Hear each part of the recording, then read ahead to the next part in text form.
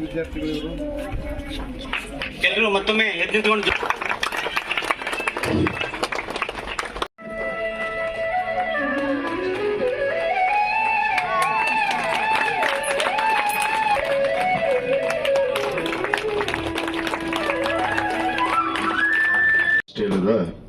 ನಮ್ಮ ಎಲ್ಲ ವಿದ್ಯಾರ್ಥಿನಿಯರೇ ಹಾಗೂ ವಿದ್ಯಾರ್ಥಿಗಳೇ ಹಾಗೂ ಉಪಸ್ಥಿತಿರುವಂತ ಎಲ್ಲ ಗುರು ಹಿರಿಯರೇ, ಯುವ ಮಿತ್ರರೇ, ಮಾಧ್ಯಮದ ಸ್ನೇಹಿತರೆ, ಎಲ್ಲರಿಗೂ ನನ್ನ ಶರಣಾರ್ಥಿಗಳು. ಪ್ರಥಮದಲ್ಲಿ ಇವತ್ತು ಈ ದೇಶಕ್ಕೆ ಸ್ವಾತಂತ್ರ್ಯ ತಂದುಕೊಡುವುದರಲ್ಲಿ ಹುತಾತ್ಮರಾದಂತಹ ಎಲ್ಲ ಮಹಾತ್ಮ ಗಾಂಧೀಜಿಯವರಾಗಿ ರಾಷ್ಟ್ರಪಿತ ಮಹಾತ್ಮ ಗಾಂಧೀಜಿಯವರ ಒಂದು ಪುಣ್ಯ ಸ್ಮರಣೆ, ಅದರ ಜೊತೆಗೆ ಎಲ್ಲ ಹುತಾತ್ಮರ ಇವತ್ತು ಆತ್ಮಕ್ಕೆ ಈ ವೇದಿಕೆಯ ಪರವಾಗಿ ನಾನು ಚಿರಶಾಂತಿಯನ್ನು ನಾನು ಕೋರೋಕೆ ಬಯಸ್ತೇನೆ. ಇವತ್ತು ಹುತಾತ್ಮರ ದಿನ, ಶಹೀದ್ ದಿನ ಅಂತ ಹೇಳ್ತೀವಿ.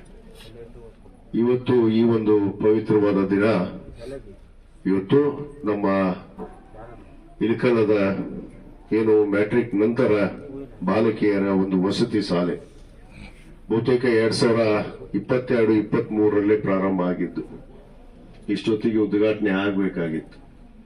ಆದ್ರೆ ನಿಮ್ಮೆಲ್ಲರ ಆಸೆ, ನಿಮ್ಮೆಲ್ಲರ ಅಭಿಲಾಷೆ ಅಂತ ಅದನ್ನ ನಾನೇ ಉದ್ಘಾಟನೆ ಮಾಡಬೇಕು ಅನ್ನೋದು ಒಂದು ಆಗ್ಬೇಕು ಅನ್ನೋದು ಇರೋದ್ರಿಂದಲೇ ಇವತ್ತು ನಾನು ಬಹಳ ಸಂತೋಷದಿಂದ ಇದನ್ನ ಉದ್ಘಾಟನೆಗೊಳಿಸಿದೀನಿ ಅನ್ನೋ ಮಾತನ್ನು ಹೇಳಕ್ಕೆ ಇಚ್ಛೆಪಡ್ತೇನೆ.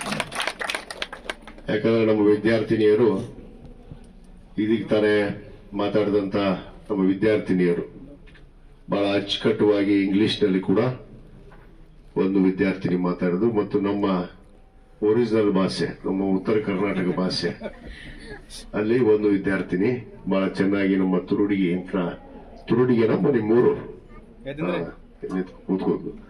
ತುರುಡಿಗೆ ಗ್ರಾಮದ ವಿದ್ಯಾರ್ಥಿನಿ ಬಹಳ ಮುಖ್ಯಮಂತ್ರಿಗಳಾಗಿ ಇವತ್ತು ಅನೇಕ ದುರಂತ ಸಮಸ್ಯೆಗಳನ್ನ ಈ ನಾಡಿನಲ್ಲಿರುವಂತಹ ಹಿಂದುಳಿದ ವರ್ಗದ ಬಗ್ಗೆ ವಿಶೇಷ ಕಾಳಜಿಯನ್ನು ವಹಿಸಿ ಇವತ್ತು ಅನೇಕ ಬದಲಾವಣೆಗಳನ್ನ ಅದು ಮೀಸಲಾತಿ ಆದಿಯಾಗಿ ಇವತ್ತು ಎಲ್ಲ ರಂಗದಲ್ಲಿ ಕೂಡ ಇವತ್ತು ನಮಗೆ ನ್ಯಾಯವನ್ನು ಕೊಟ್ಟಂತ ಒಬ್ಬ ಧೀಮಂತ ನಾಯಕ, ಒಬ್ಬ ಮುಖ್ಯಮಂತ್ರಿ ಯಾರಾದರೂ ಆಗಿದ್ರೆ ಅದು ಸನ್ಮಾನ್ಯ ದಿವಂಗತ ದೇವರಾಜ ಅರಸು ಅವರು, ದೇವರಾಜ ಅರಸು ಅವರನ್ನು ಮಾತ್ರ ನಾವು ಹೇಳಬೇಕಾಗುತ್ತೆ.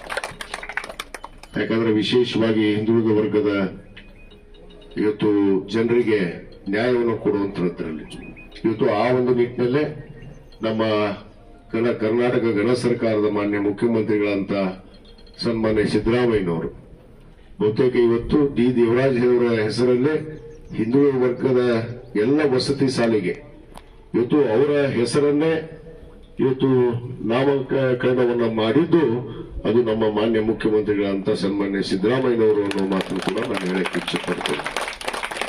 ಇವತ್ತು ಹಿಂದುಳಿದ ವರ್ಗದ ದೇವರಾಜ ವಸತಿ ಶಾಲೆ ಆಗಿರ್ಬೋದು, ವಸತಿ ನಿಲಯಗಳಾಗಿರ್ಬೋದು, ಅನೇಕ ಯೋಜನೆಗಳನ್ನ ಇವತ್ತು ಅವರ ಒಂದು ಹೆಸರಿನಲ್ಲೇ ಇವತ್ತು ಸರ್ಕಾರ ಕೂಡ ಮಾಡ್ತಾ ಇದೆ.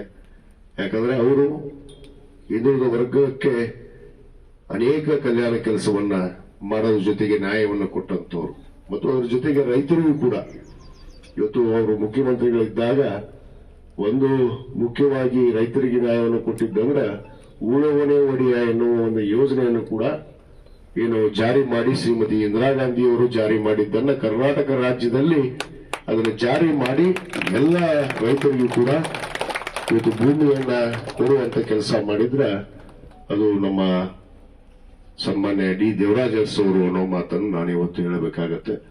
ಆ ನಿಟ್ಟಿನಲ್ಲಿ ಇವತ್ತು ನಮ್ಮ ವಸತಿ ನಿಲಯನ್ನ ಇವತ್ತು ಪ್ರಾರಂಭ ಆಗಿತ್ತು, ಸ್ವಲ್ಪ ವಿಳಂಬ ಕೂಡ ಆಗಿತ್ತು. ಯಾಕಂದ್ರೆ ಅನೇಕ ತೊಂದರೆಯೊಂದಿಗೆ ಈ ಒಂದು ಕಟ್ಟಡ ಇವತ್ತು ಪೂರ್ಣಗೊಂಡಿದೆ. ನಾನು ನಿಮ್ಮ ವಸತಿ ಶಾಲೆಗೆ ನಾನು ಮ್ಯಾಟ್ರಿಕ್ ನಂತರ ಒಂದು ವಸತಿ ಶಾಲೆಗೆ ಕೆಲವಷ್ಟು ನಮ್ಮ ವಿದ್ಯಾರ್ಥಿನಿಯರು ದೂರನ್ನು ಸಲ್ಲಿಸಿದ್ರು. ನಾನು ಭೇಟಿ ಕೊಟ್ಟಂತ ಸಂದರ್ಭದಲ್ಲಿ ಅನೇಕ ತೊಂದರೆಗಳಲ್ಲಿ ಇದ್ರು. ಅವರಿಗೆ ಯಾವುದೇ ತೊಂದರೆ ಇವತ್ತು ಸರ್ಕಾರ ಕೊಡ್ಮಾಡ್ತಿರುವಂತಹ ಯೋಜನೆಗಳು ಸಮರ್ಪಕವಾಗಿ ಆ ವಿದ್ಯಾರ್ಥಿನಿಗಳಿಗೆ ಮುಟ್ಟಬೇಕು.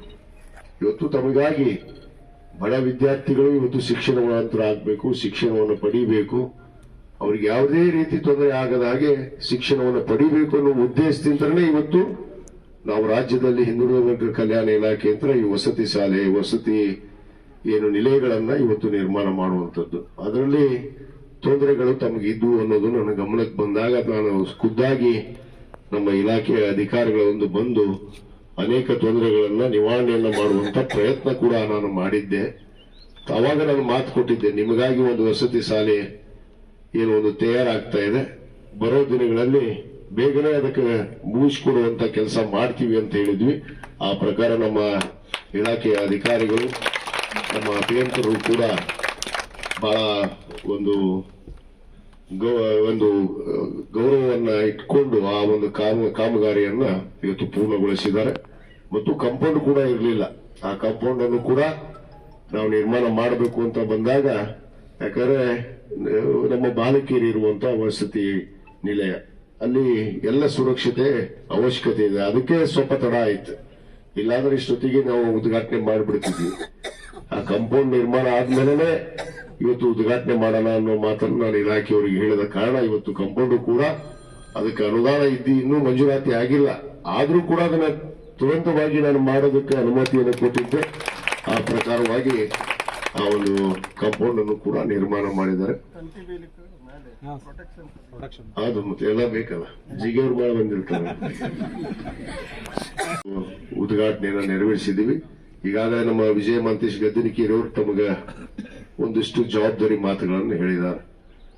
ಯಾಕಂದ್ರೆ ತಾವು ಹೆಣ್ಣು ಮಕ್ಕಳು, ತಮ್ಮ ಮನೆ ಬಿಟ್ಟು ಬಂದಿರ್ತೀರಿ, ವಿದ್ಯಾಭ್ಯಾಸಕ್ಕಾಗಿ ನಿಮ್ಮ ತಂದೆ ತಾಯಿಯಂದ್ರು ನಿಮ್ಮ ಪಾಲಕರು ಬಹಳಷ್ಟು ವಿಶ್ವಾಸ ಮಾಡಿ ನಮ್ಮ ಮಕ್ಕಳು ವಿದ್ಯಾವಂತರಾಗಲಿ, ಒಳ್ಳೆಯ ಪ್ರಜೆಗಳಾಗಿ ಈ ದೇಶವನ್ನು ಮುನ್ನಡೆಸುವಂತ ತಾವು ಪ್ರಜೆಗಳಾಗಬೇಕು ಅನ್ನೋ ಉದ್ದೇಶದಿಂದ ತಮ್ಮ ಕಳಿಸಿರ್ತಾರೆ. ಆದ ಕಾರಣ ನಾನು ನಮ್ಮ ಇಲಾಖೆಯವರಿಗೂ ಸೂಚನೆ ಕೊಡ್ತೀನಿ, ಅವ್ರಿಗೆ ಯಾವುದೇ ತೊಂದರೆ ಆಗದಾಗೆ ಏನು ಸರ್ಕಾರ ಇವತ್ತು ಒದಗಿಸಿರುವಂತಹ ಅನೇಕ ಸವಲತ್ತುಗಳನ್ನ ಚಾಚು ತಪ್ಪದೆ ಆ ವಿದ್ಯಾರ್ಥಿಗಳಿಗೆ ಮುಟ್ಟಿಸುವಂತ ಕೆಲಸ ನಮ್ಮ ಇಲಾಖೆಯ ಅಧಿಕಾರಿಗಳದ್ದು ಆಗ್ಬೇಕು ಮತ್ತು ಇಲ್ಲಿ ಸಿಬ್ಬಂದಿ ವರ್ಗದವ್ರದ್ದು ಕೂಡ ಆಗ್ಬೇಕು.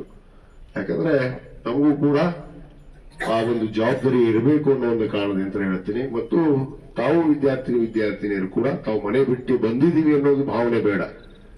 ತಾವು ಒಂದು ಒಳ್ಳೆಯ ವಿದ್ಯಾರ್ಥಿಗಳಾಗಿ ಒಳ್ಳೆ ಶಿಕ್ಷಣವನ್ನು ಪಡೆದು ಈ ದೇಶದ ಮುನ್ನಡೆಸುವಂತ ಪ್ರಜೆಗಳಾಗಿ ಈ ದೇಶವನ್ನು ನಡೆಸುವಂತ ಶಕ್ತಿಯನ್ನ ಹೊಂದುವಂತ ಪ್ರಜೆಗಳಾಗಿ ತಾವು ಹೊರಹೊಮ್ಮಬೇಕು ಅನ್ನೋದು ಮಾತನ್ನು ನಾನು ಇವತ್ತು ತಮ್ಮ ವಿದ್ಯಾರ್ಥಿಗಳಿಗೆ ನಾನು ಹೇಳಕ್ಕೆ ಇಚ್ಛೆ ಪಡ್ತೇನೆ. ಅಂದಾಗ ಇವತ್ತು ಸರ್ಕಾರ ಮಾಡಿದ ಯೋಜನೆಗಳು ಇವತ್ತು ಯಶಸ್ವಿ ಆಗೋದಕ್ಕೆ ಸಾಧ್ಯ. ಯಾಕಂದ್ರೆ ಸರ್ಕಾರ ಅನೇಕ ಯೋಜನೆಗಳನ್ನ ನಮ್ಮ ಮಕ್ಕಳು ಯಾರು ಕೂಡ ಶಿಕ್ಷಣದಿಂದ ವಂಚಿತರಾಗಬಾರ್ದು ಅನ್ನೋ ಉದ್ದೇಶದಿಂದ ಇವತ್ತು ಈ ಹಿಂದುಳಿದ ವರ್ಗ ಇಲಾಖೆ ಇರಬಹುದು, ಅನೇಕ ನಮ್ಮ ಇಲಾಖೆಯಂತ್ರ ಇವತ್ತು ಪ್ರಾಥಮಿಕ ಹಂತದಿಂದ ನಾವು ಡಿಗ್ರಿವರೆಗೂ ಕೂಡ ಅನೇಕ ಸವಲತ್ತುಗಳನ್ನ ನಮ್ಮ ಸರ್ಕಾರ ಇವತ್ತು ಕೊಡು ಮಾಡ್ತಾ ಇದೆ. ಅದರ ಸದುಪಯೋಗವನ್ನು ಪಡ್ಕೊಂಡು ನಾವು ಒಳ್ಳೆಯ ಪ್ರಜೆಗಳಾಗಿ ಹೊರಹೊಮ್ಮರಿ ಅನ್ನೊಂದು ಮಾತನ್ನ ಈ ಸಂದರ್ಭದಲ್ಲಿ ಹೇಳ್ತಾ, ಇವತ್ತು ತಾವೆಲ್ಲ ಬಹಳ ಖುಷಿಯಾಗಿದ್ದೀರಿ. ನನಗೆ ಗೊತ್ತಾಗ್ತದೆ ತಮ್ಮ ಮುಖದಲ್ಲಿ, ಯಾಕಂದ್ರೆ ಹೊಸ ಹಾಸ್ಟೆಲ್, ಹೊಸ ವಾತಾವರಣಕ್ಕೆ ತಾವು ಬರ್ತಾ ಇದ್ದೀರಿ. ಯಾಕಂದ್ರೆ ನೀವೆಲ್ಲ ಸಂತೋಷವಾಗಿದ್ದೀರಿ. ಆ ಸಂತೋಷವನ್ನ ತಮ್ಮ ವಿದ್ಯಾಭ್ಯಾಸದಲ್ಲಿ ಕೂಡ ತೋರಿಸಿ ಒಳ್ಳೆಯ ವಿದ್ಯಾವಂತರಾಗಿ ತಾವು ಹೊರಹೊಮ್ಮರಿ ಅನ್ನೊಂದು ಮಾತನ್ನು ಕೂಡ ಈ ಸಂದರ್ಭದಲ್ಲಿ ಹೇಳಿ, ಮತ್ತೊಮ್ಮೆ ನಮ್ಮ ಇಲಾಖೆಯ ಅಧಿಕಾರಿಗಳಿಗೆ ಏನೇನು ಇಲ್ಲಿ ಇನ್ನೂ ಅನೇಕ ವಸತಿ ಶಾಲೆಗಳು ಬೇಡಿಕೆ ಇದಾವೆ ನಮ್ಮ ಗ್ರಾಮೀಣ ಮಟ್ಟದಲ್ಲಿ, ತಾಲೂಕು ಮಟ್ಟದಲ್ಲಿ. ಈಗಾಗಲೇ ಹಿಂದೆ ನಾನು ಮ್ಯಾಟ್ರಿಕ್ ನಂತರ ಮ್ಯಾಟ್ರಿಕ್ ಪೂರ್ವದ ವಸತಿ ನಿಲಯವನ್ನು ಕಟ್ಟಿದ್ದೆ. ಅದು ಪರಿಶಿಷ್ಟ ಜಾತಿ ಪರಿಶಿಷ್ಟ ಪಂಗಡದ ಅಡಿಯಲ್ಲಿ ಮತ್ತು ಹಿಂದುಳಿದ ವರ್ಗ ಕಲ್ಯಾಣ ಇಲಾಖೆಯಲ್ಲಿ ಇನ್ನೂ ಬರೋ ದಿನಗಳಲ್ಲಿ ಎಲ್ಲೆಲ್ಲಿ ಅವಶ್ಯಕತೆ ಇದೆ ಅಲ್ಲಿ ಎಲ್ಲ ಕಟ್ಟಡಗಳನ್ನ ನಮ್ಮ ವಿದ್ಯಾರ್ಥಿಗಳಿಗಾಗಿ ಅದನ್ನ ಸರ್ಕಾರದಿಂದ ಮಂಜೂರಾತಿಯನ್ನು ಪಡ್ಕೊಂಡು ಮಾಡುವಂತ ಕೆಲಸ ನಾನು ಮಾಡ್ತೀನಿ ಅನ್ನೋ ಮಾತನ್ನು ಕೂಡ ಈ ಸಂದರ್ಭದಲ್ಲಿ ಹೇಳ್ತಾ ತಮಗೆಲ್ಲರಿಗೂ ಮತ್ತೊಮ್ಮೆ ಶುಭಾಶಯಗಳನ್ನು ಕೋರಿ ನನ್ನ ಎರಡು ಮಾತನ್ನು ಮುಗಿಸ್ತೇನೆ. ಜೈ ಹಿಂದ್, ಜೈ ಕರ್ನಾಟಕ.